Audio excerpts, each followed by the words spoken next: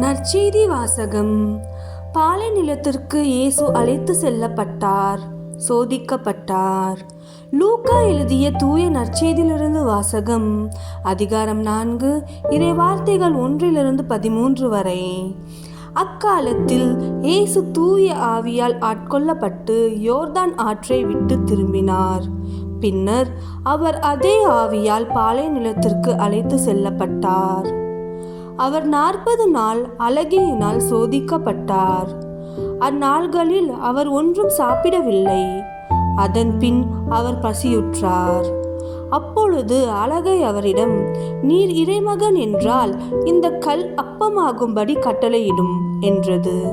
அதனிடம் இயேசு மறுமொழியாக, மனிதர் அப்பத்தினால் மட்டும் வாழ்வதில்லை என மறைநூலில் எழுதியுள்ளதே என்றார். பின்பு அலகை அவரை அழைத்து சென்று உலகத்தின் அரசுகள் அனைத்தையும் ஒரு நொடி பொழுதில் அவருக்கு காட்டி அவரிடம், இவற்றின் மேல் முழு அதிகாரத்தையும் இவற்றின் மேன்மையையும் உமக்கு கொடுப்பேன்.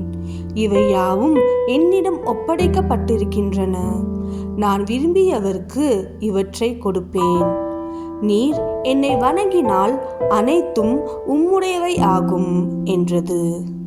இயேசு அதனிடம் மறுமொழியாக, உன் கடவுளாகிய ஆண்டவரை வணங்கி அவர் ஒருவருக்கே பணி செய்வாயாக என்று மறைநூலில் எழுதியுள்ளது என்றார். பின்னர் அது அவரை எருசலேமுக்கு அழைத்து சென்று கோவிலின் உயர்ந்த பகுதியில் அவரை நிறுத்தி, நீர் இறைமகன் என்றால் இங்கிருந்து கீழே குதியும். உம்மை பாதுகாக்கும்படி கடவுள் தம் தூதருக்கு உம்மை குறித்து கட்டளையிடுவார் என்றும், உமது கால் கல்லில் மோதாதபடி அவர்கள் தங்கள் கைகளால் உம்மை தாங்கிக் கொள்வார்கள் என்றும் மறைநூலில் எழுதியுள்ளது என்றது.